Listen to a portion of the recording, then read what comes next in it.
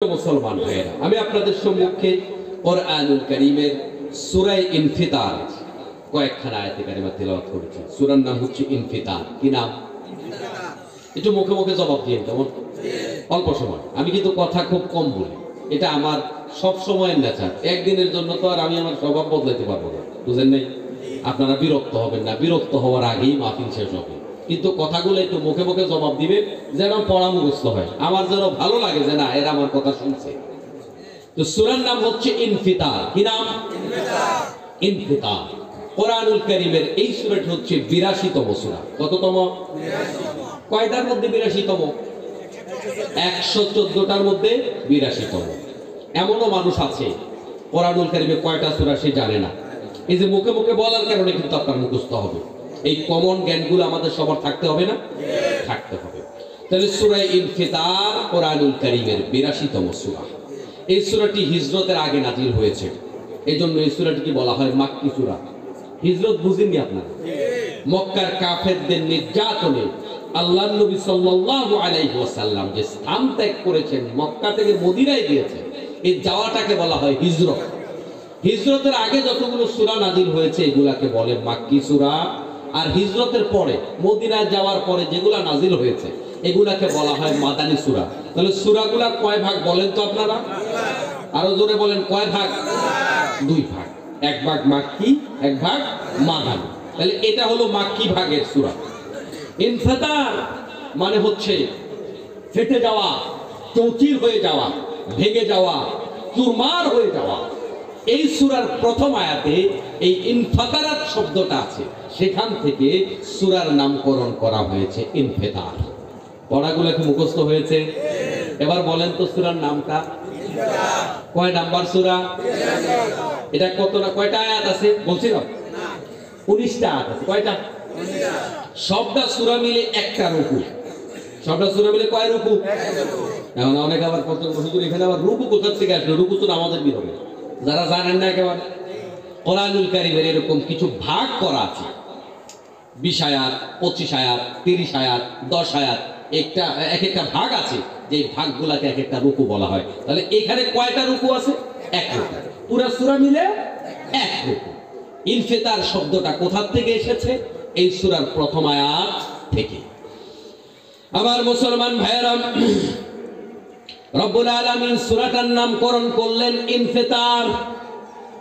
আর প্রথম আয়াতে আল্লাহ তাআলা বললেন ইদাস সামাউ ফাতারাত, আকাশ যখন ভেঙে চৌচির হয়ে যাবে। এই যে ভেঙে চুরমার হয়ে যাবে, ভেঙে যাওয়া, আপনার সামনে যদি একটা বড় কিছু হঠাৎ করে ভেঙে যায়, দুইটা গাড়ি মুখোমুখি অ্যাক্সিডেন্ট হয়ে যখন চুরমার হয়ে যায়, এই আওয়াজটা ভয়ঙ্কর নাকি আরামদায়ক? খুবই ভয়ঙ্কর। আল্লাহ রাব্বুল আলামিন কোরআনুল কারীমের মাধ্যমে আমাদেরকে একটা দিন আসবে, যে দিনটা বড় ভয়ঙ্কর দিন হবে। ওই ভয়ঙ্কর দিনের ভয়ঙ্কর ঘটনা বর্ণনা করতে গিয়ে অন্য আয়াতে বলেছেন আল কারিআতু মাল কারিআ। বিশাল বড় এক ঘটনা, বিশাল বড় এক ঘটনা। হে নবী, আপনি কি জানেন ওই ঘটনাটা কি? আমার মুসলমান ভাইয়েরা, আপনার আমার কাছে যে জিনিসটা বিশাল বড় মনে হয়, অনেক শক্ত মনে হয়, মজবুত মনে হয়, একটা হাতির কাছে ওই জিনিসটা একেবারে সামান্য মনে হয়। একটা ছোট্ট প্রাণীর কাছে যে জিনিসটা অনেক বড় মনে হয়, আপনার আমার কাছে আবার ওইটা খুব সামান্য মনে হয়। খেয়াল করুন প্রিয় ভাইয়েরা, আল্লাহ তাআলা স্বয়ং নিজে যদি বলে বিশাল এক ঘটনা, আল্লাহর মুখে যদি আসে এটা বিশাল ঘটনা, তাহলে আমাদের জন্য কত বড় ঘটনা! আল্লাহু আকবার। আল্লাহ আমাদেরকে ঘটনা শোনাচ্ছে আর বলছে আল কারিআতু মাল কারিআ। হে নবী, আপনি কি জানেন ওই মহা ঘটনাটা কি? আল্লাহ যেটাকে ঘটনা বলে বোঝা যায় এটা সাধারণ বিষয় নয়, এটা হলো অসাধারণ বিষয়। আল্লাহ তাআলা সূরার নামকরণ করলেন ইনফিতার। ভেঙে চুরমার হয়ে যাওয়া, ভেঙে ধ্বংস হয়ে যাওয়া, এই শব্দটাই আমাদেরকে শিক্ষা দেয়। আল্লাহ এমন শব্দ দিয়ে আমাদের দৃষ্টি আকর্ষণ করছেন, ও দুনিয়ার মানুষেরা খেয়াল করো, তোমরা যে জমিনটার মধ্যে বসবাস করতেছো ওই জমিনটা একদিন ভেঙে চুরমার হয়ে যাবে, আর ওই চুরমার হওয়ার সময়টা অনেক বেশি দূরে নয়, বরং ওই চুরমার হওয়ার সময়টা তোমাদের একেবারে কাছে। اقترب للناس حسابهم وهم في غفلة معرضون। আল্লাহ বলেন হিসাবের দিন ঘনিয়ে গেছে আর তারা গাফলতির মধ্যে, গাফলতির ঘোরে তারা মগ্ন। আমরা সবাই গাফলতির ঘোরে মগ্ন। আমরা সবাই তো অন্যের মৃত্যুর কথা ভাবি, অথচ বেশিরভাগ সময় আমরা নিজের মৃত্যুর ব্যাপারে গাফেল হয়ে থাকি।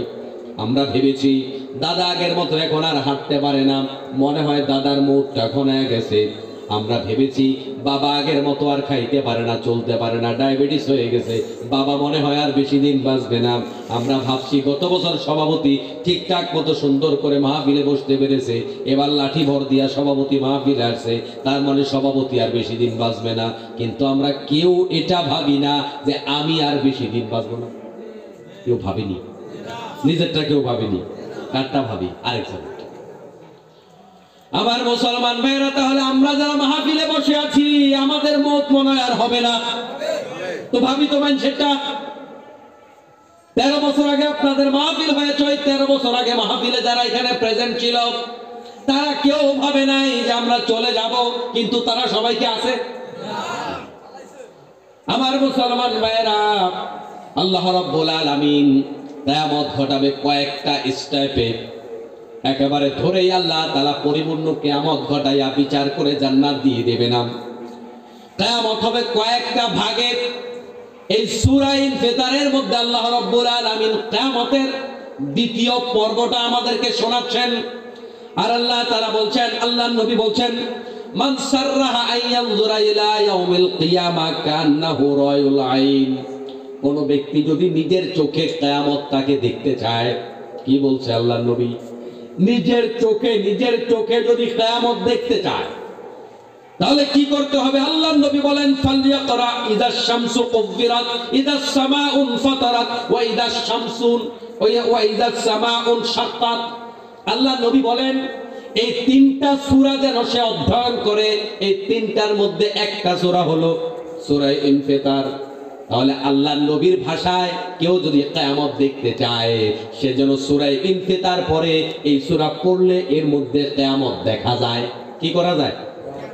তাহলে আজকের মাহফিলে আমাদের আলোচনা হলো সূরা ইনফিতার। এর মাধ্যমে কিয়ামতের আলোচনা শোনা নয়, বরং গভীর মনোযোগিতা দিয়া যদি আপনি আলোচনাগুলো শুনতে পারেন, আল্লাহর নবী বলছে এর মাধ্যমে কিয়ামত দেখা যায়, তাহলে এই আলোচনা শোনার দরকার আছে না নাই?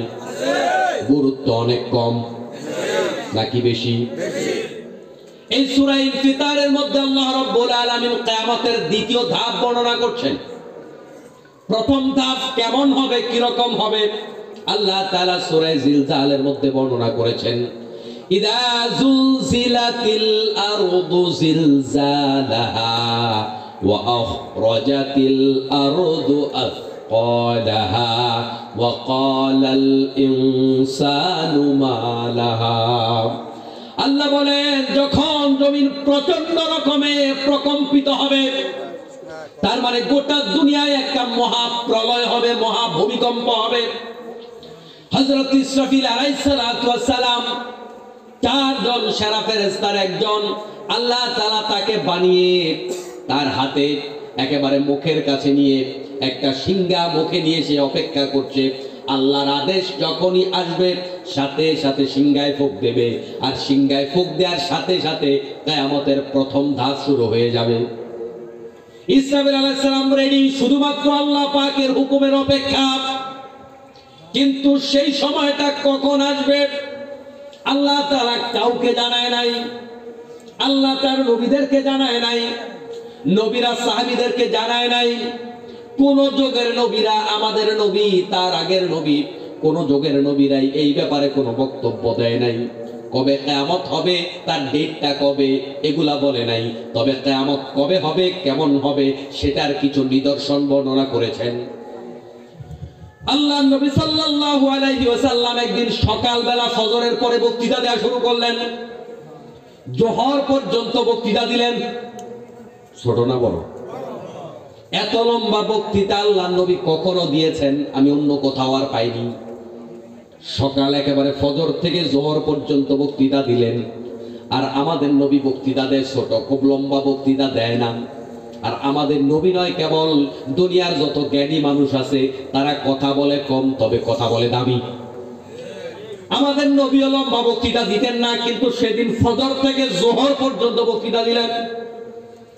আবার জোহরের নামাজ পড়ে বক্তৃতা দেওয়া শুরু করলেন, আসর পর্যন্ত বক্তৃতা দিলেন। আসরের নামাজ পড়ে বক্তৃতা দেওয়া শুরু করলেন, মাগরিব পর্যন্ত বক্তৃতা দিলেন। তার মানে সকাল থেকে সন্ধ্যা পর্যন্ত নামাজের সময় ছাড়া বাকি পুরা সময় বক্তৃতা দিলেন। সাহাবায়ে কেরামের মধ্যে যারা মেধাবী ছিল তারা সেই বক্তৃতা মুখস্থ করেছে। আল্লাহর নবী সকাল থেকে সন্ধ্যা পর্যন্ত কি কি দেখলে কিয়ামত হবে, ওই কিয়ামতের নিদর্শনগুলো সেদিন বর্ণনা করেছেন। কিন্তু তারপরেও বলে দিতে পারেন নাই, আল্লাহ এই হুকুম দেন নাই, আল্লাহ ওই শিক্ষা দেন নাই, আল্লাহ ওই ওয়াহী করেন নাই যে কিয়ামতের ব্যাপারে আমাদেরকে বলে যেতে পারে। কিন্তু কিয়ামতের নিদর্শনগুলো বলেছেন। সাহাবায়ে কেরাম প্রশ্ন করতেন, দুনিয়ার অন্যান্য মানুষেরা প্রশ্ন করতেন, ইহুদি খ্রিস্টানরাও প্রশ্ন করতেন যে ইয়া রাসূলুল্লাহ কিয়ামত কবে, কিয়ামত কবে হবে? আল্লাহর নবী তাদের জবাবে বলতেন, এই ব্যাপারে আমার কাছে কোনো ইলম নাই। এক সাহাবী একদিন প্রশ্ন করলেন, ইয়া রাসূলুল্লাহ কিয়ামত কবে হবে একটু আমাকে বলেন। আল্লাহর নবী খানিকটা রেগে গিয়ে বললেন, কিয়ামতের ব্যাপারে কি প্রস্তুতি নিয়েছে? তো কিয়ামত কিয়ামত করবে। আমরা এরকম বলি না? অনেক সময় ছাত্র যদি জিজ্ঞাসা যে স্যার পরীক্ষা কবে, একবার বেশি দুইবার জিজ্ঞেস করলে বলি না পড়ালেখার তো খবর নাই, নিয়ে খালি পরীক্ষার খবর লো বলি দিন। আল্লাহর নবী বলে, কি প্রস্তুতি নিয়েছে বলো কিয়ামতের জন্য? সাহাবী বললেন, ইয়া রাসূলুল্লাহ আমার কোনো প্রস্তুতি নাই। প্রস্তুতি হলো একটা, সেটা হলো আমি আল্লাহকে ভালোবাসি, আল্লাহর পরে আমি আপনাকে ভালোবাসি। সুবহানাল্লাহ। নবী সাল্লাল্লাহু আলাইহি সাল্লাম কথা শুনে খুশি হয়ে গেলেন আর বললেন, তুমি যারে ভালোবাসো তোমার হাসর তার সাথে হবে। সুবহানাল্লাহ। এই কথা শুনে আনাস রাদিয়াল্লাহু তাআলা আনহু বললেন, আমরা এই কথা শুনে রাসূলের মুখ থেকে এত বেশি খুশি হয়েছি, এর আগে আর কোনো কথা শুনে এত খুশি হই নাই। আমিও বলছি, আমি আমার নবীকে ভালোবাসি, আমি ওমরকে ভালোবাসি, আবু বকরকে ভালোবাসি। আমি আশা করি আমার হাসরটাও তার সাথে হবে। সুবহানাল্লাহ। তাহলে পরকাল যদি ভালো চান, ভালোবাসা রাখতে হবে ভালো মানুষের সাথে। পরকাল যদি ভালো চান, ভালোবাসা রাখতে হবে আলেম ওলামার সাথে। পরকাল যদি ভালো চান, বন্ধুত্ব হবে নামাজি লোকের সাথে। অথচ আমাদের সমাজে অনেক ভালো মানুষও আছে যারা বদকার লোকদের সাথে, খারাপ লোকদের সাথে সম্পর্ক রাখে। আছে না নাই? তাহলে এখান থেকে আমরা শিখলাম সম্পর্ক হবে ভালো মানুষের সাথে, বিশেষ করে আলেমের সাথে সম্পর্কের ব্যাপারে আল্লাহর নবী বারবার করে তাগাদা দিয়েছেন, কুন আলিমান আও মুতাআল্লিমান আও মুস্তামিআন আও মুহিব্বান ওয়ালা তাকুন কামিসান ফাতাহালাক। ওই আলেম হও, না হয় আলেমের ছাত্র হও, না হয় আলেমের মজলিসে বসো, না হয় আলেমকে ভালোবাসো। ওয়ালা তাকুন কামিসান ফাতাহালাক, পঞ্চম নাম্বার হইও না, হইলে তোমার ধ্বংস অনিবার্য। তাহলে আলেমের সাথে যার সম্পর্ক নাই তার ধ্বংস অনিবার্য, অনিবার্য বলেছেন মুহাম্মদুর রাসূলুল্লাহ সাল্লাল্লাহু আলাইহি ওয়াসাল্লাম। বলছিলাম আমার মুসলমান ভাইরা, কিয়ামত কখন হবে আল্লাহ বলে নাই। কেন বলে নাই? কেন জানান নাই? তার উপকার হলো, আল্লাহ তাআলা যদি জানাতেন 2026 সালের 26শে মে কিয়ামত হবে, এই কিয়ামতের আগের 1 মাস পর্যন্ত দেখতেন জনগণ আকাম কুকাম করত, হাতে বহুত সময় আছে। কিন্তু আল্লাহ না জানানোর কারণে আমরা যেন পরকালের জন্য প্রস্তুতি বেছে নিতে পারি, জান্নাতে যাওয়ার জন্য প্রস্তুতি বেছে নিতে পারি, আল্লাহ ওই বন্দোবস্তটা করেছেন। এটা উপকার হলো না ক্ষতি হলো? আমার মুসলমান ভাইয়েরা, ইসরাফিল আলাইহিস সালাতু ওয়াস সালাম হঠাৎ একদিন সিংহায় ফুঁক দিয়ে দিবেন। সেটার টাইম টেবিল দুনিয়ার কোনো মানুষ জানে না। 10 মিনিট আগেও কেউ টের পাবে না যে 10 মিনিট পরে কিয়ামত হবে। মানুষগুলো তার ব্যক্তিগত কাজে ব্যস্ত থাকবে, খাওয়া দাওয়া ফুর্তি করো নিয়ে ব্যস্ত থাকবে, মানুষগুলো দুনিয়ার আমোদ প্রমোদ নিয়ে ব্যস্ত থাকবে। এমন সময় কিয়ামত হবে যখন এই জমিনের মধ্যে একজন লোক আল্লাহর নাম বলার মতো থাকবে না। আমার মুসলমান ভাইয়েরা, আমি অনেক সময় বলি, একজন মুমিন থাকলেও যেহেতু কিয়ামত হবে না, অন্তত গোটা দুনিয়ার সব জায়গায় যদিও কিয়ামত হয়, তবে আমাদের বাংলাদেশে কিয়ামত হওয়ার কোনো সম্ভাবনা নাই। কেমনে কিয়ামত হইব? আগে ছিল 7 কোটি মুসলমান, এখন 7 কোটির থেকে 3 × 7 = 21 কোটি বানাইছে। কিয়ামত হয় কেমনে? হওয়ার কোনো সম্ভাবনা নাই, আসেনি? তাহলে এর দ্বারা কি বোঝা যায়? আল্লাহ নবীর কথা মিছা। কিয়ামত আসলে হবে, যেহেতু রাসূল বলেছে একজন মুমিন থাকলেও কিয়ামত হবে না। এই কথা থেকে বোঝা যায় আমাদের সমাজে মুমিন আমরা দেখতে পাচ্ছি বেড়ে চলছে। আমাদের এখন ভাববার সময় এসেছে, হয়তোবা বিষয়টা এমন যে আমরা নামে মাত্র মুসলমান বাড়তেছি, প্রকৃত অর্থে মুসলমানের সংখ্যা কমে যাচ্ছে। ও মুসলমান ভাইরা, নবী বলেছেন একজন লোক মুমিন থাকলে কিয়ামত হবে। আল্লাহ আল্লাহ বলার মতো লোক থাকলে কিয়ামত হবে না, মানে বোঝা গেল একজন মুমিন থাকলেও কিয়ামত। তাহলে বাংলাদেশে একজন মুমিন যদি থাকে, ভারতে যদি একজন থাকে, সৌদি আরব যদি 2 জন থাকে, আসলে কি দুনিয়া আটকে থাকবে? দুনিয়া আটকে থাকবে না। শ্রোতা থাকলেই বক্তা ওয়াজ করে না। বক্তা খেয়াল করে শ্রোতা কত % উঠছে। 1-2 জন উঠলে বক্তা বুঝে 2 জন হয়তো ডায়াবেটিস আছে, একটু বাথরুমে যাওয়া লাগছে। কিন্তু যখন বক্তা দেখে উঠতে উঠতে এখন মাইকম্যান আছে, লাইটম্যান আছে, আর কমিটির সভাপতি আছে, বাকিরা নাই, এই 3-4 জনের জন্য কোনো পাগল বক্তাও ওয়াজ করে না, তখন মোনাজাত করে।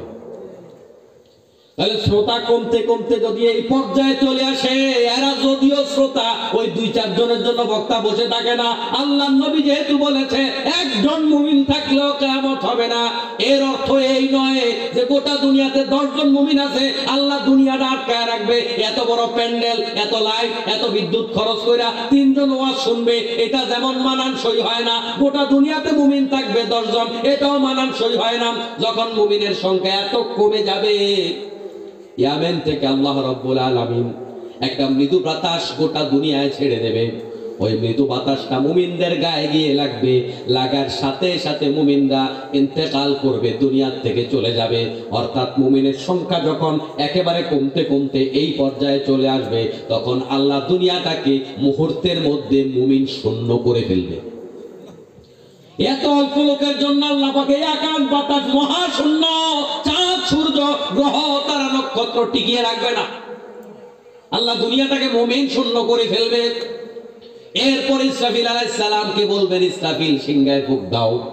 সিংহায় ফুঁক দেওয়ার সাথে সাথে ওই সিংহার এত পাওয়ার থাকবে, ইদা জুলজিলাতিল আরদু জিলজালাহা, গোটা জমিনটা এমন ভাবে কেঁপে উঠবে যত বেশি এর আগে জমিন আর কখনো কেঁপে ওঠে নাই। ওয়া খরাজাতিল আরদু আসকালাহা, জমিন তো ফেটে সেদিন চৌচির হয়ে যাবে। জমিনের ভেতর থেকে সব গোপন সম্পদগুলো উঠে আসবে।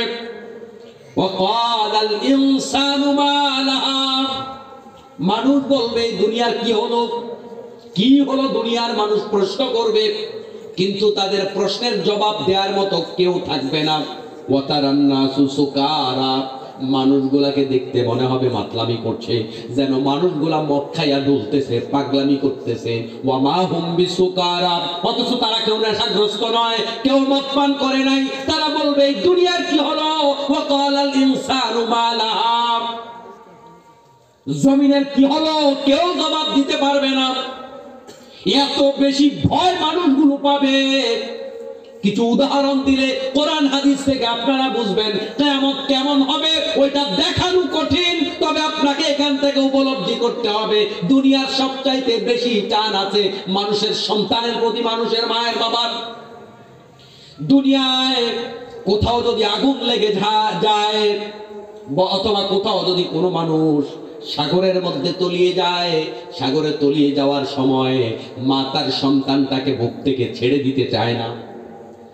মা চায় আমি তলিয়ে মরে যাই, তারপরও আমার সন্তানটা বেঁচে থাকুক। আমি প্রয়োজনে আগুনে পড়ে যাই, তারপরও আমার সন্তানটা বেঁচে থাকুক। আমি বাংলাদেশের প্রেক্ষাপটে এমনও দেখেছি বাউন্ডারির ভিতরে আগুন লেগেছে, সন্তানটাকে ওয়ালের উপর দিয়া ফালায়া দিয়েছে, তারপরে সন্তানটাকে বাঁচাইতে বাঁচাইতে নিজে পুড়ে দগ্ধ হয়ে মারা গেছে। সন্তানকে বাঁচাইতে গিয়ে মা মারা গেছে, এমন নজির দুনিয়াতে আছে নাকি নাই?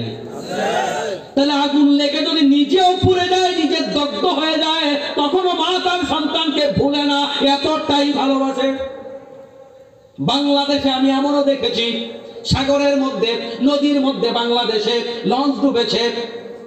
লঞ্চ ডুবে যাওয়ার পরে যখন বিভিন্ন লাশগুলাকে ডুবুরিরা উদ্ধার করেছে, তখনও দেখেছি মা তার সন্তানটাকে এভাবে জড়িয়ে জড়িয়ে আছে, মরে গেছে, তারপরেও ওই অবস্থায় সন্তানকে ধরে আছে। ডুবুরিরা ওই লাশ উদ্ধার করেছে, বাংলাদেশের কথা বলছে, আমি দেখেছি। এর নাম হলো মা। এত বেশি মা তার সন্তানকে ভালোবাসে। কিন্তু কিয়ামতের প্রথম ফুৎকার যখন দেয়া হবে, ওই প্রথম ফুৎকারের সাথে মা গুলা তার সন্তানকে ভুলে যাবে। মার মনেই থাকবে না আমার একটা সন্তান ছিল, কোথায় আমার সন্তান মনে নাই। মানুষগুলো এতটা সেলফিশ হয়ে যাবে। আসলেই তো মানুষ বড় সেলফিশ, মানুষ বড় স্বার্থপর। একটা মায়ার জাল আমাদেরকে আটকে রেখেছে, একজনের জন্য আরেকজনের মায়া। আসলে এটা প্রকৃত মায়া নয়। এমন একটা দিন আসবে কারোর জন্য কারোর কোনো মায়া থাকবে না। প্রথম ফুৎকারের চোটেই তো মা তার সন্তান ভুলে যাবে, আমার যে সন্তান আছে মনেই নাই। পাগলের মতো দৌড়াতে থাকবে, কোথায় সন্তান। এত বেশি পেরেশান হয়ে যাবে মানুষগুলো। পেরেশান হয়ে যাওয়ার সাথে সাথে আপনারা দেখবেন তো দুনিয়াতে কিছু মানুষ এমন আছে যেই মানুষগুলোর তাড়াতাড়ি চুলদাড়ি পেকে যায়, আছে না?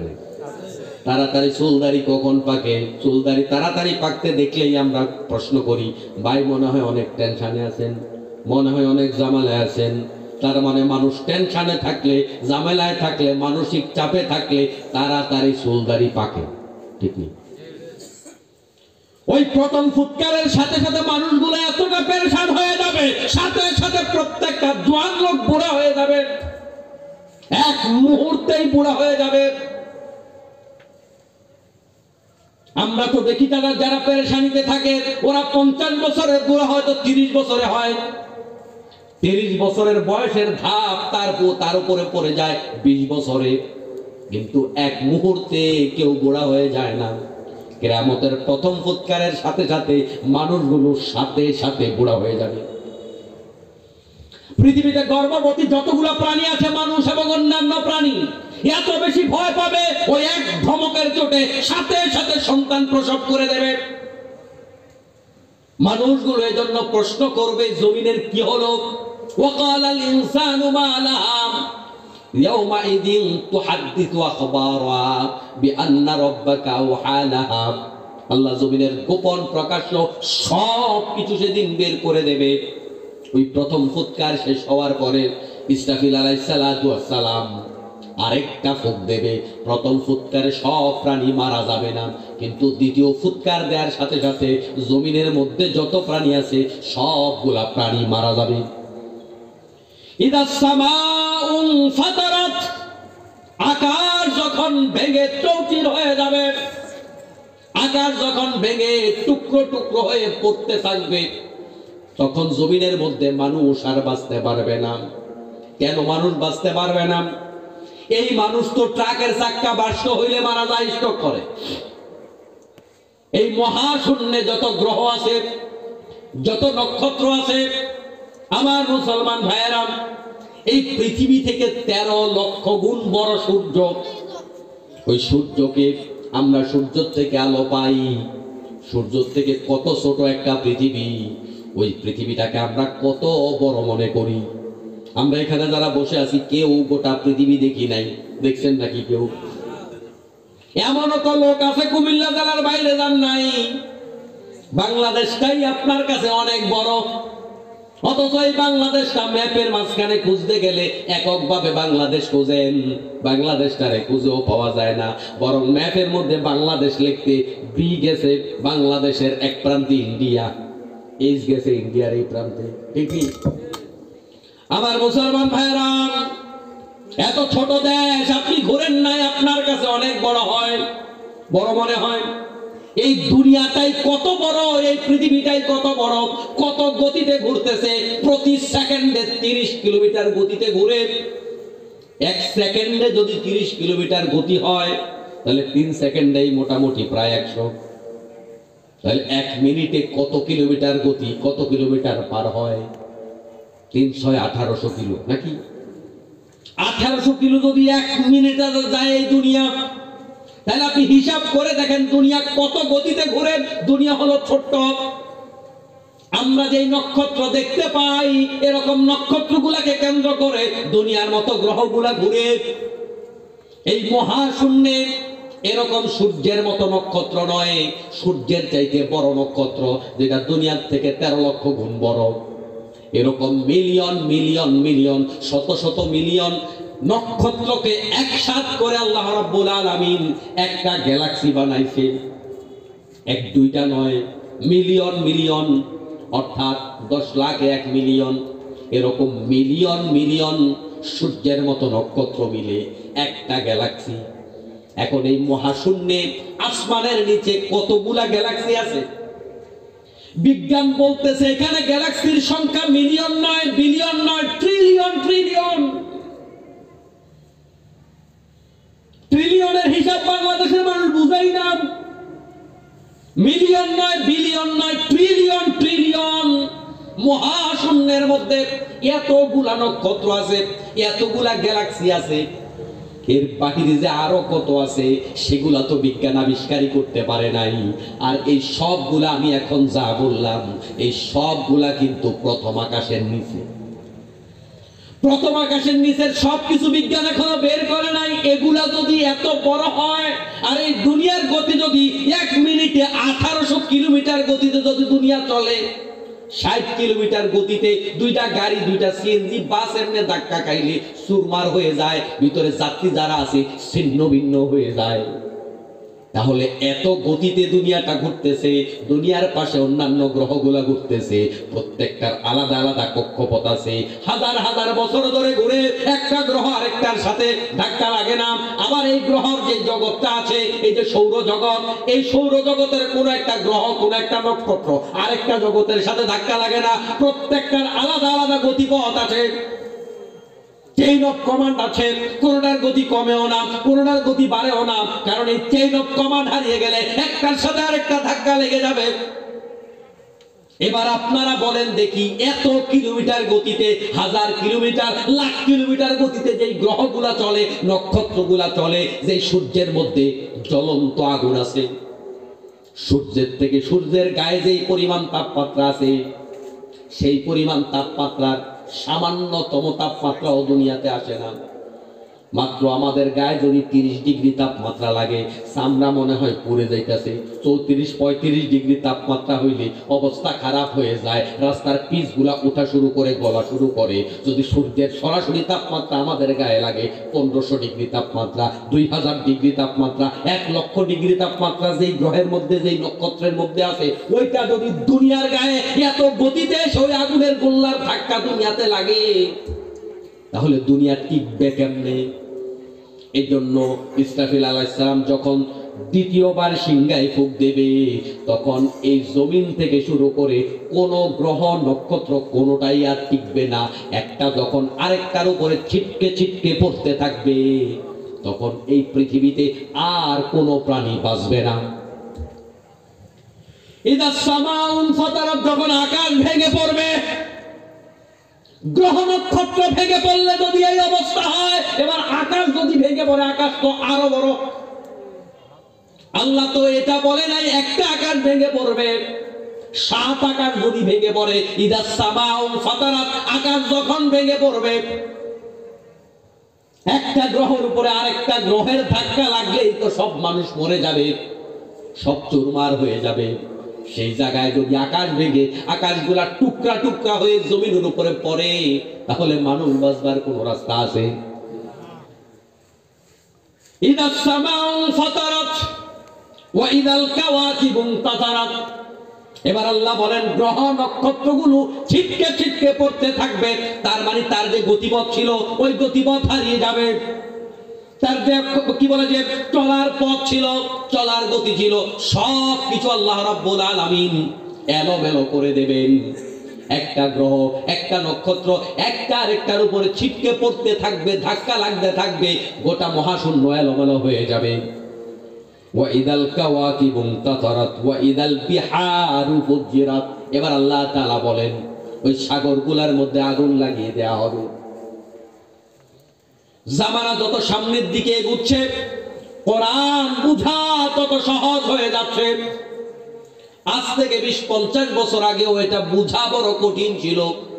আল্লাহ তাআলা সাগরের মধ্যে কেমনে আগুন লাগাবে, এটা কেমনে সম্ভব? ওয়াইদাল বিহারু ফুজ্জিরাত দিয়ে কোন কোন মুফাসসিরিন কেরাম বলেছেন সাগরগুলো তখন শুকিয়ে যাবে। এটার অনেক ব্যাখ্যা তাফসীরের মধ্যে এসেছে, সাগরগুলো চৌচির হয়ে যাবে। এখন সাগরের মধ্যে আগুন লাগবে, আসেন আমরা আগুন কেমনে লাগবে আমরা জানি, কিভাবে সম্ভব? আমার মুসলমান ভাইয়েরা, তাফসীরে ফি জিলালিল কোরআনের মধ্যে বলা হয়েছে এই সাগরের পানিগুলো হাইড্রোজেন বোমায় রূপান্তরিত হয়ে যাবে। কেমনে হাইড্রোজেন বোমা হবে?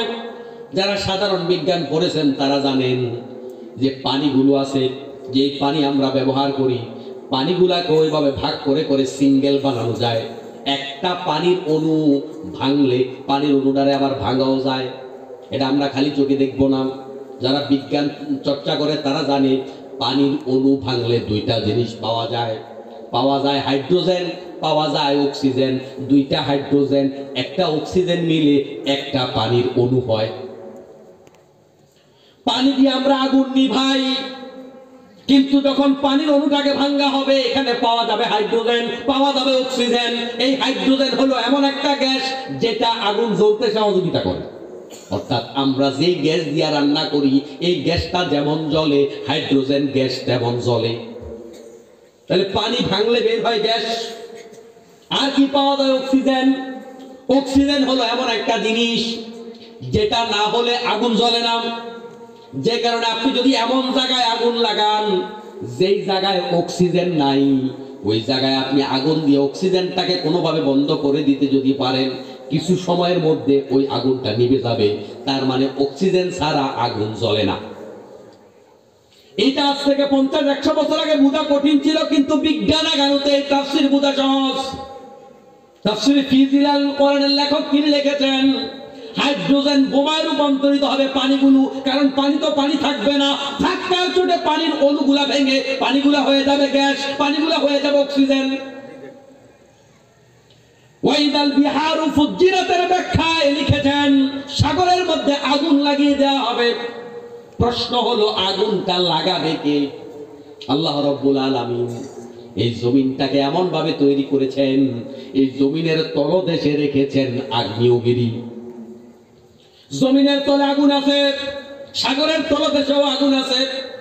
পৃথিবীর 4 ভাগের 3 ভাগ জল। আল্লাহ তাআলা যদি সাগরের তলদেশে আগুন না রাখতেন হয়তোবা এই জলগুলো আর জল থাকতো না, এগুলা বরফে রূপান্তরিত হয়ে যেত। পৃথিবীর এক প্রান্ত থেকে অপর প্রান্তে আমরা যে জাহাজের মাধ্যমে মালামাল আপ-ডাউন করি, আনা নেয়া করি, সেটা হয়তো আর করা যেত না। গোটা দুনিয়াটা বসবাসের অনুপযুক্ত হয়ে যেত। আল্লাহ জমিনের তলদেশে আমাদের জন্য আগুন রাখলেন। আপনি আমি তো তলদেশ খুললে পানি পাই, কিন্তু পানি আপনি খোঁজার জন্য, আমি খোঁজার জন্য কদ্দুর নিচে যাই, আরো নিচে আরো নিচে আরো নিচে। যখন আপনি যাবেন তখন এই জমিনের তলদেশে আগুন পাওয়া যাবে। সাগরের তলদেশে আল্লাহ পাক আগুন রেখেছেন। ওয়াইদাল বিহারু ফুজ্জিরাতের ব্যাখ্যায় মুফাসসিরিন কেরাম লিখেছে সাগরের তলদেশ ফেটে চৌচির হয়ে যাবে। তাহলে আগুন নিচে আছে না? নিচ থেকে যখন আগুন উঠবে, উপরে আছে হাইড্রোজেন, উপরে তো গ্যাস আছে জ্বলার মতো, আগুন লাগাইলে জ্বলতে আর অসুবিধা আছে, জ্বলার জন্য দরকার অক্সিজেন, পানির মধ্যে আছে অক্সিজেন। তখন এই পানি আর আগুন নিবানোর পানি থাকবে না, এই পানি হয়ে যাবে গ্যাস। বলছিলাম প্রিয় মুসলমান ভাইয়েরা, দ্বিতীয় ফুৎকারের সাথে সাথে জমিনের মধ্যে কোনো প্রাণী বাঁচবে না। গোটা দুনিয়ার 4 ভাগের 3 ভাগের মধ্যে যদি আগুন লেগে যায়, আর আগুন তো আগুন না, সেটা একেবারে হাইড্রোজেন বোমা। এরকম বোমা যদি 4 ভাগের 3 ভাগের মধ্যে বিস্ফোরিত হয়, আবার যখন যেই গ্রহের মধ্যে, যেই নক্ষত্রের মধ্যে সূর্য কি বলে যে আগুন আছে, ওই নক্ষত্র যদি দুনিয়াকে এসে ধাক্কা মারে, তখন এই জমিনের মধ্যে আর কেউ বাঁচতে পারবে না। এভাবে গোটা দুনিয়ার সবগুলা প্রাণীকে আল্লাহ রাব্বুল আলামিন মেরে ফেলবে, বেঁচে থাকবে খালি আল্লাহর ফেরেশতারা। ওয়াইদাল বিহারু ফুজ্জিরাত, সাগরকে আল্লাহ রাব্বুল আলামিন উত্তাল করে দেবেন, এটাও বলেছেন। কিন্তু আপনারা দেখেছেন আজ থেকে কয়েক বছর আগে যে একটা সুনামি হয়েছিল, ছোট্ট সুনামির সাথে সাথে গোটা দুনিয়ায় তোলপাড় হয়ে গেছে। বাংলাদেশে ওইটার প্রভাব পড়ছে নাকি পড়ে নাই?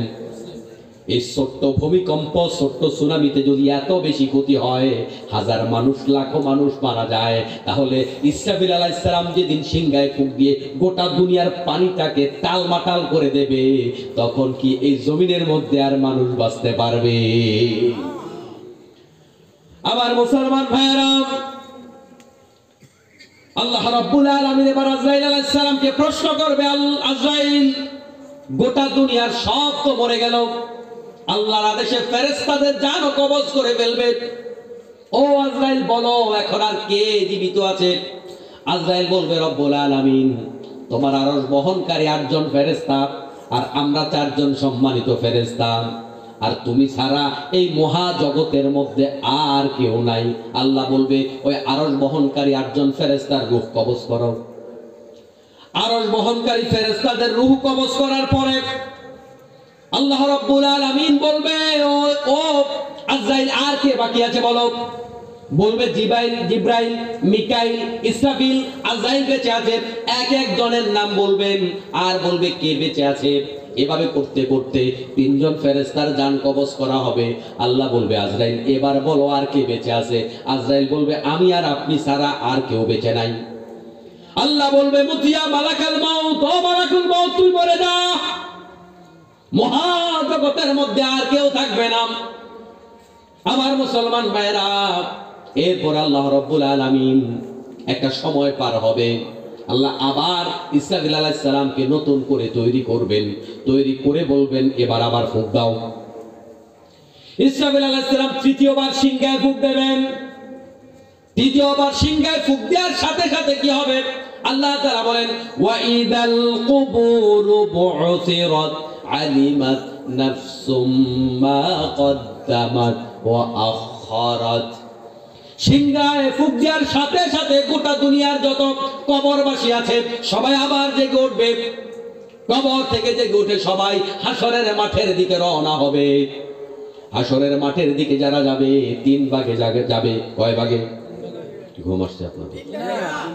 1 নাম্বার ভাগ হলো যাদের জন্য আল্লাহ রাব্বুল আলামিন জান্নাতের বাহন পাঠিয়ে দেবে। ওরা হেঁটে হেঁটে যাওয়া লাগবে না, জান্নাতের বাহন তাদেরকে রিসিভ করে আরশে আজিমের ছায়ায় তাদেরকে বসিয়ে দেবে।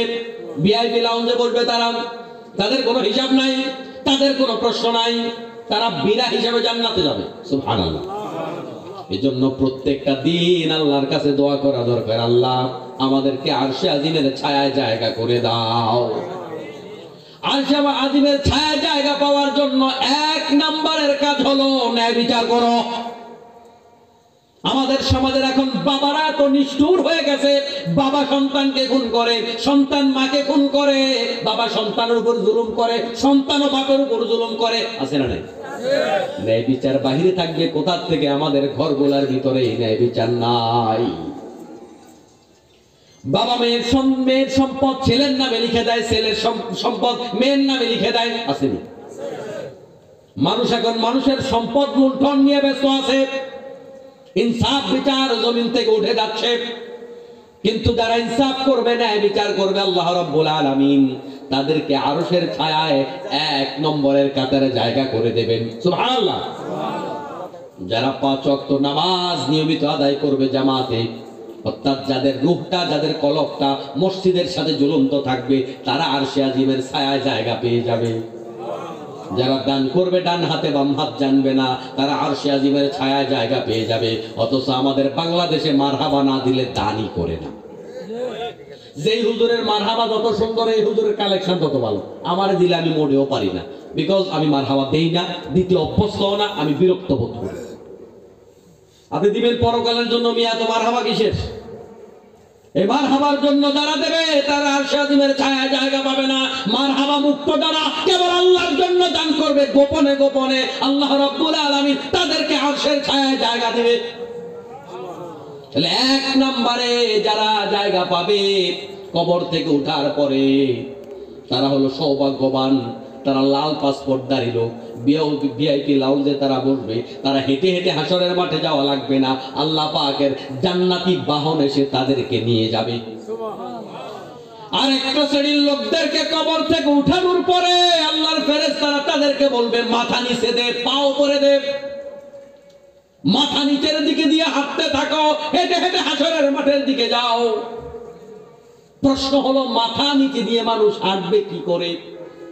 শুধু মাথা নিচে নয়, বরং চেহারাটা মাটির সাথে ঘষতে ঘষতে ওই হাসরের মাঠের দিকে যাও।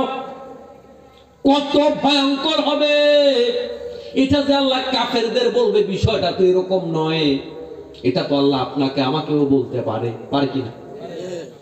আল্লাহ পাক তাদেরকে আদেশ করবে মাথা নিচের দিকে নয়, চেহারাটা মাটির সাথে ঘষতে ঘষতে, নাকে খড় দিতে দিতে হাসরের মাঠের দিকে যাও। মা উপরের দিকে থাকবে। মানুষ নাকে খড় দিয়া বেশি দূর যেতে পারে না। সামাজিক বিচারে আমরা আগে দেখতাম অনেক সময় এরকম কঠিন বিচার যাদের হতো, বড় অপরাধী হলে বলতো নাকে খড় দিয়ে এখান থেকে ওখানে যাও। নাক ঘষে মানুষ বেশি দূর যেতে পারে না। ওই নাক ঘষে বেশি দূর যেতে পারে না। আমাদের বাংলাদেশের মেটবাই নাক্ষর যেটা, মেটবাই বাংলাদেশ, ওই নাক্ষরের মতো নয়।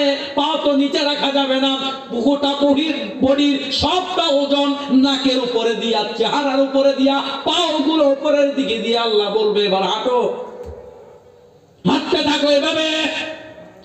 কত ভয়ঙ্কর, কত কঠিন হয়ে যাবে সেদিন। মানুষগুলো এভাবে আল্লাহর ইশারায় যেতে থাকবে। কিভাবে যাবে আল্লাহই ভালো জানে। চেহারাটা নিচের দিকে দিয়ে মানুষগুলো হাঁটতে থাকবে। হাঁটতে হাঁটতে অর্ধেক পথ যেতে না যেতেই আল্লাহর ফেরেশতারা তাদেরকে পাকড়াও করবে। পাগুলো, সামনের চুলগুলো ধরে উল্টো দিকে এভাবে মোচড় দিয়ে একেবারে হাড়গুলো ভেঙে চুরমার করে তাদেরকে বলের মতো জাহান্নামে নিক্ষেপ করে দেবে। তোদের কোনো বিচার নাই। তোরা জমিনের মধ্যে আল্লাহর সাথে কুফরি করেছিলি। যারা আল্লাহর সাথে কুফরি করবে তাদের কোনো বিচার নাই। বিচারের আগে তাদেরকে জাহান্নামে নিক্ষেপ করা হবে। এরপরে আরেকটা শ্রেণী থাকবে, তাদেরকে আদেশ করা হবে তোমরা হেঁটে হেঁটে ওই হাসরের মাঠের দিকে যাও। তারা হেঁটে হেঁটে যাবে, কিন্তু যেতে যেতে অবস্থা তো ভয়াবহ হয়ে যাবে। ওই হাসরের মাঠ, মাথার উপরে সূর্য, পায়ের তলায় তামার জমিন। পৃথিবীর মধ্যে যত দ্রুত তাপ পরিবাহী ধাতব পদার্থ আছে তার মধ্যে সবচাইতে অন্যতম দ্রুত তাপ পরিবাহী ধাতব পদার্থ হলো তামা। ওই তামার জমিন মুহূর্তের মধ্যে আগুনের চাইতেও গরম হয়ে যাবে। মাথার উপরে সূর্য, কিন্তু মানুষগুলো মারা যাবে না। মৌত শেষ, মৌত একবার, এরপরে আর মানুষগুলো মারা যাবে না। খামের মধ্যে হাবুডুবু খেতে থাকবে। একটা মানুষ একেবারে সামান্যতম জায়গা পাবে, পা রাখার জায়গাটুকুও পাবে না ঠিক মতো। ডানে মায়ে গাদাগাদি, মানুষের গায়ে মানুষ লেগে থাকবে, স্পেস নাই। এক পাও বাদ দিয়ে আরেক পায়ের মধ্যে দাঁড়াবো সুযোগ নাই। 50,000 বছর 2 মিনিট 5 মিনিট দাঁড়া থাকলে পায়ে ব্যথা করে। যেদিন মাথার উপরে কোনো ছায়া নাই, এরকম কঠিন পরিবেশে মানুষগুলো দাঁড়ানো বড় কঠিন হয়ে যাবে। 50 বছর মানুষগুলো কেমনে দাঁড়াবে? মানুষগুলো তো মারাও যাবে না। নবীদের কাছে কেউ কেউ ছুটাছুটি করবে, নবীদেরকে বলবে আল্লাহ তাআলা আজকে বড় রাগ করেছে, তিনি আজকে কহার হয়েছে। আল্লাহর সাথে কেউ কথা বলবে না। লা ইয়াতাকাল্লামুনা ইল্লা মান আযিনা লাহুর রাহমানু ওয়া ক্বালা সাওয়াবা। কেউ কথা বলতে পারবে না। ফেরেশতারা সারি সারি দাঁড়িয়ে থাকবে। নবীরা সেদিন আল্লাহকে এত বেশি ভয় পাবে, আল্লাহ যখন কাহার রূপে প্রকাশ পাবে, নবীরা আল্লাহর ভয়ে উপরের দিকে তাকানোর সাহস করবে না। নবীরা মাথা নিচের দিকে দিয়ে রাখবে, চেহারার মধ্যে ভয় হাত দিয়ে রাখবে। এরকম কঠিন থেকে কঠিন পরিবেশে মানুষজন বাবা আদমকে অনুরোধ করবে, আল্লাহকে বলেন আল্লাহ যেন বিচারটা শুরু করে। আল্লাহ জান্নাত দেখ আর জাহান্নাম দেখ, এখানে দাঁড়ায় থাকার মতো আর কোনো পরিবেশ নাই। আল্লাহকে বলেন বিচারটা যেন শুরু করে। আদম আলাইহিস সালাম আফসোস করে বলবেন, আমার পক্ষে বলা আদৌ সম্ভব না। কারণ আমি যদি বলি আল্লাহ বিচার শুরু করো, আল্লাহ যদি বলে আদম তোমার দিয়া বিচার শুরু করলাম, তোমার ওই গন্ধম গাছের কাছে যাইতে নিষেধ করেছিলাম, লা তাকরাবু হাদিহি শাজারা ফাতাকুনা মিনাজ জালিমিন। আল্লাহ তাআলা বলেছে ওই গাছের কাছে যাইও না, গাছের কাছে গেলে তুমি জালেমদের অন্তর্ভুক্ত হয়ে যাইবা। আল্লাহ যদি বলে আদম তোমারে তো যাইতে নিষেধ করেছিলাম, তুমি ওই প্রশ্নের জবাবটা আজকে দাও দেখি। আল্লাহ প্রশ্ন করলে আমি কি জবাব দেব? আমার কাছে জবাব নাই, আমি কেমনে আল্লাহকে বলি?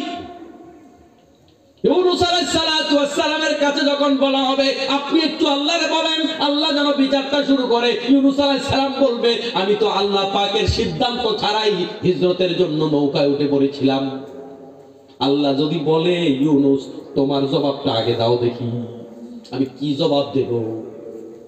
এজন্য লা ইয়াতাকাল্লামুনা ইল্লা মান আযিনা লাহুর রহমান, আল্লাহর অনুমতি ছাড়া জবাবদিহি করতে পারবে না, প্রশ্ন করতে পারবে না, কথা বলতে পারবে না কেউ।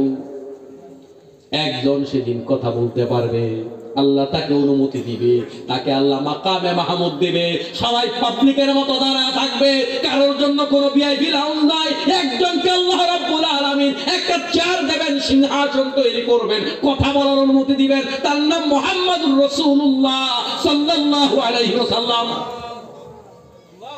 আল্লাহ তাআলা তাকে সেদিন কথা বলবার সুযোগ দেবেন। আল্লাহর কোরআন এবং নবীর সুন্নাত থেকে কারা কারা আল্লাহর কাছে কথা বলতে পারবে? স্পেশালি দুইটা ব্যাপার আমরা এখান থেকে শিখতে পারি। একটা হচ্ছে আল্লাহর কাছে সুপারিশ করবে আল্লাহর নবী সাল্লাল্লাহু আলাইহি ওয়াসাল্লাম, আর একটা হলো আল্লাহর সাথে বান্দাকে জান্নাতে নেয়ার জন্য এবং জাহান্নামে নেয়ার জন্য তর্ক করবে, সুপারিশ করবে আল্লাহর কোরআন।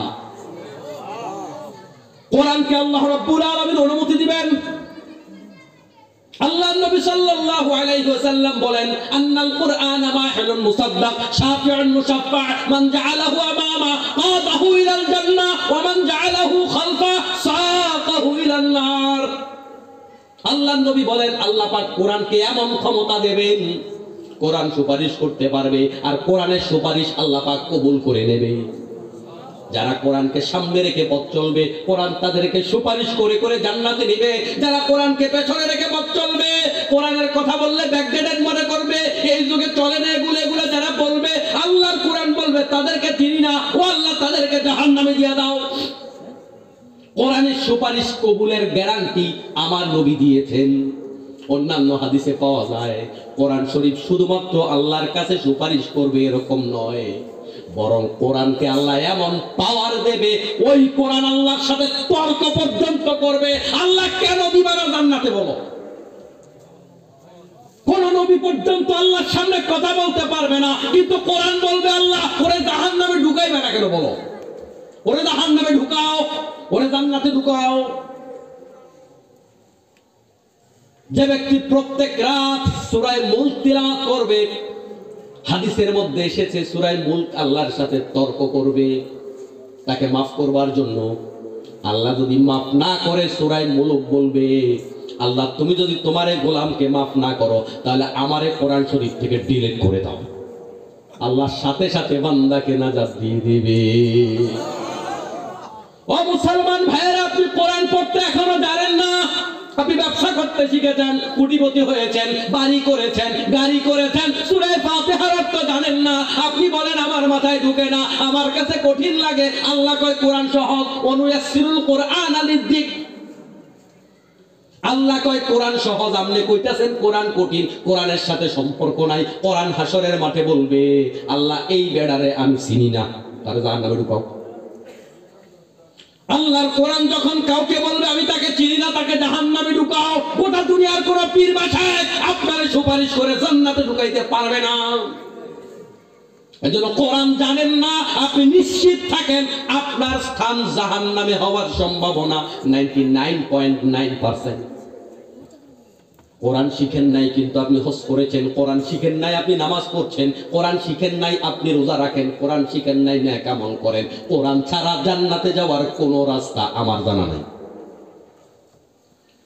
ও মুসলমান ভাইরা, সেদিন দুনিয়ার মানুষগুলো জান্নাতি জাহান্নামী ভাগ হয়ে যাবে। কারোর ডান হাতে আমলনামা, কারোর বাম হাতে আমলনামা। যাদের আমলনামা ডান হাতে আসবে তারা মানুষের কাছে ছুটাছুটি করতে থাকবে, দৌড়াইতে থাকবে। তারা বলবে দেখো আজকে আমার আমলনামা কত সুন্দর। আর যারা বাম হাতে আমলনামা পাবে তারা আফসোস করে বলবে হায় আল্লাহ, এই আমলনামা যদি আজকে আমাকে না দেয়া হতো, আমি যদি মাটি হয়ে যেতাম, ইন কুনতু তুরাবা, যদি আজকে মাটি হয়ে যেতাম। আমলনামা দিয়ে আল্লাহ বলবে ইকরা কিতাবাকা কাফা বিনাফসিকা আল-ইয়াওমা আলাইকা হাসিবা। ও বান্দা, মিথ্যা কথা বলে বাটপারি করে আমার সামনে আজকে পার পাইবা না, ফাঁকিবাজি করে জান্নাতে যাওয়ার কোনো রাস্তা নাই। পড়ো, তোমার হিসাবের জন্য তুমিই যথেষ্ট। আল্লাহর সামনেও মিথ্যা কথা বলার চেষ্টা করবে বান্দারা, আল্লাহ তাআলা জবানটা বন্ধ করে দিবে। আল ইয়াউমা নাখতিমু আলা আফওয়াহিহিম ওয়া তুকাল্লিমুনা আইদিহিম ওয়া তাশহাদু আরজুলুহুম বিমা কানু ইয়াকসিবুন। আল্লাহ বলবে বান্দা নামাজ পড়ছি, বান্দা বলবে আল্লাহ নামাজ পড়ছি, অথচ ধোঁকাবাজ নামাজ পড়ে নাই, কয় দৈনিক 70 রাকাত পড়ছে, বাটপার। আল্লাহ বলবে নামাজ পড়, নামাজ পড়তে পারবে না। আল্লাহর সামনে মিথ্যা কথা বলবে, আল্লাহ তখন জবানের মধ্যে তালা লাগায় দেবে। হাতকে বলবে হাত সাক্ষী দে, পাওকে বলবে পাও সাক্ষী দে, হাত পা গুলা সাক্ষী দিবে। আপনার আমার ডানে বায়ে চতুর্পাশে আল্লাহ পাকের সেনাবাহিনী লাগানো আছে, আমরা নিজেরাও সেটা জানি না। আপনি এই বায়ুমণ্ডলের মধ্যে কত কোটি কোটি প্রাণী আছে আপনি জানেন, উঠতেছে আপনি দেখেন না, ওরা আপনাকে দেখতেছে আপনি তাকে দেখেন না। আপনি মনে করছেন এই যে মাটি এটা জড় পদার্থ, এটা আপনার কাছে জড় পদার্থ, ওই মাটিও কথা বলবার ক্ষমতা পাবে আল্লাহর কাছে। ওই মাটিও আপনাকে পর্যবেক্ষণ করছে, ওই গাছ আপনাকে পর্যবেক্ষণ করছে। আপনার চতুর্পাশে সেনাবাহিনীর কোনো অভাব নাই, সব আল্লাহ তাআলা রেকর্ড করবে।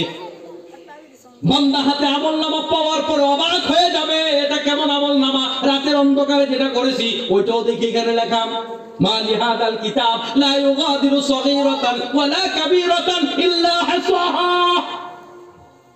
এই কেমন আশ্চর্যজনক কিতাব, এর মধ্যে ছোট বাদ পড়ে নাই, বড় বাদ পড়ে নাই, কিচ্ছু বাদ পড়লো না। এটা কেমন আশ্চর্যজনক কিতাব। এদের কথা বলে আমার মুসলমান ভাইয়েরা, সেদিন যারা বাম হাতে আমলনামা পাবে তাদের পার পাওয়ার কোনো রাস্তা থাকবে না। ও মুসলমান ভাইয়েরা, কিয়ামতের এই ভয়াবহ অবস্থায় আপনার আমল যদি ভালো না হয়, শুধুমাত্র কোন রকম আরেকজন সুপারিশ করে আপনার জান্নাত দেবে, কোন এক ওসিলা দিয়ে বেঁচে যাবেন এটা মনে করবার কোনো সুযোগ নাই। এজন্য হায়াত থাকতেই নেক আমল করার দরকার আছে নাকি নাই? ওই হাসরের মাঠে আল্লাহ তাআলা কত বান্দারে maaf করে দিবে। আল্লাহর নবী সাল্লাল্লাহু আলাইহি ওয়াসাল্লাম বলেন, যে ব্যক্তি শিরক না করে আল্লাহর সাথে সাক্ষাৎ করবে, আল্লাহ তাআলা জান্নাতের ভিতরে ঢুকায় দেবে। যে ব্যক্তি শিরক করে আল্লাহর সাথে সাক্ষাৎ করবে, আল্লাহ তাআলা জাহান্নামে ঢুকায় দেবে। যারা শিরক না করে আল্লাহর দরবারে হাজির হয়ে যাবে, হাজারো কবিরা গুনাহ নিয়ে আল্লাহ পাক বলবে, বান্দা দুনিয়াতে তোরে লজ্জা দেই নাই, আজও তোরে লজ্জা দিব না, তোরে আমি আল্লাহ তাআলা কবিরা গুনাহ সহ গোপনে গোপনে maaf করে দিলাম। সুবহানাল্লাহ। নামাজ ছাড়াও আল্লাহ maaf করতে পারে, রোজা ছাড়াও আল্লাহ maaf করতে পারে। যদি ঈমানটা থাকে, ঈমানটা নিয়ে কবরে যান, আল্লাহ চাইলে maaf করে দেবে। কিন্তু পরের হক যদি মেরে কবরে যান, maaf পাওয়ার কোনো রাস্তা নাই। অথচ আজকের 2024 সালে মানুষের সবচাইতে বড় দোষ হলো এই, মানুষ টাকা পয়সা কামাই করতে গিয়ে এতটা পাগলামি শুরু করেছে, কোনটা কার হক, কোনটা কার সম্পদ, কোনটা কার টাকা কিচ্ছু হিসাব করে না, হালাল কোনটা হারাম কোনটা চিন্তাই করে না, খালি পকেটের মধ্যে ঢুকায় আর ঢুকায়। এই বাংলাদেশের মতো দুর্নীতি গোটা দুনিয়ার কোন জায়গায় নাই। কারা দুর্নীতি করেছে? মুসলমানরাই তো করেছে। কারা আমাদের বাংলাদেশে গরিবের হক মেরে খায়? কারা দেশটাকে লুটতরাজ করেছে? কারা প্রত্যেকটা লোকদেরকে এভাবে ঋণগ্রস্ত করে গেল? গোটা পৃথিবীর ইতিহাসে কোনো জায়গায় নাই। 300 জন সংসদ সদস্য পালিয়ে গেছে, গোটা সংসদের সকল সদস্য পালিয়ে গেছে, গোটা দুনিয়ার কোথাও নাই। তার মানে গোটা দুনিয়ার কোথাও এত দুর্নীতি নাই। মুসলমান ভাইয়েরা ইমাম সব পালিয়ে গেছে। জাতীয় মসজিদের ইমাম, কারণ তিনি জানেন আমার নিয়োগ হয়েছে বারাকার কারণে। নীতি নৈতিকতা মুক্ত হয়ে গেছি আমরা। নীতি নৈতিকতা আমাদের হারিয়ে গেছে। কি আলেম, কি জালেম, কি পাবলিক, কি তাবলিগ, সবার নীতি নৈতিকতা হারিয়ে গেছে। আমাদেরকে যে যেমনি খুশি তেমনি ব্যবহার করে। তাবলিগ জামাত দুই ভাগ হয়ে গেছে। আমরা বুঝি না যে আমাদের পিছনে একটা শ্রেণী কাজ করতেছে, আমাদের পিছনে ভারত কাজ করে, আমাদের পিছনে বিভিন্ন দেশের গোয়েন্দা সংস্থার লোকেরা কাজ করে। এটা আলেমদের ভিতরেও করে, আওয়ামী লীগের ভিতরেও করে, বিএনপির ভিতরে করে, সকল রাজনৈতিক দলের ভিতরে করে। আমরা নিজেরা ওই সমস্ত লোকদের টোপে পা দিয়ে সেগুলা টোপ গিলে আমরা মুসলমান কামরা কামড়ি করি। আমরা ভুলেই গেছি আমরা যে মুসলমান। আজকের মাহফিল থেকে শিক্ষা দিয়ে বাড়ি যান। অভাবে থাকবো, কষ্টে থাকবো, না খাবো, কম খাবো, তারপরেও যতদিন বেঁচে থাকবো কখনো কোনোদিন এক আনার হক পরের হক পকেটে ঢুকাবো না। কারা কারা পারবেন? দুই হাত তোলা লাগে পারবেন? আপনার মান যতদিন বেঁচে থাকবো হারাম তরিকায় কোনো টাকা পয়সা ইনভেস্ট করবো না।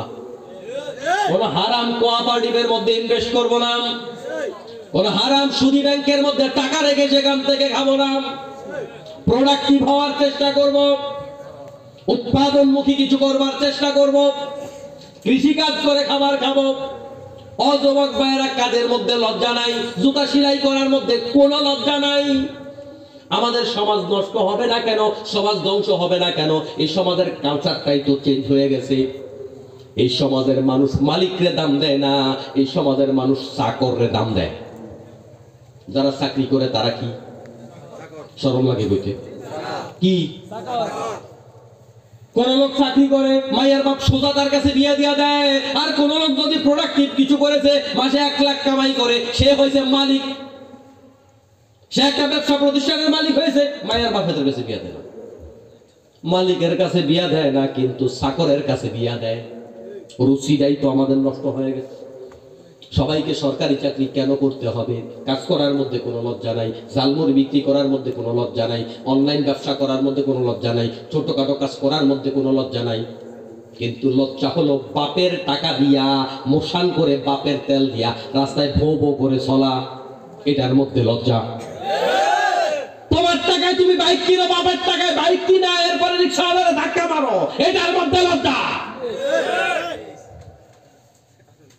আমার মুসলমান ভাইয়েরা, আমি আমার আলোচনার এখানে ইতি টানতে চাই। ইকতারাবা লিন-নাসি হিসাবুহুম ওয়া হুম ফি গাফলাতিন মুরিদুন। ওই কিয়ামতটা অনেক বেশি দূরে নয়, আল্লাহ বলে সেটা একেবারে ঘনায় গেছে।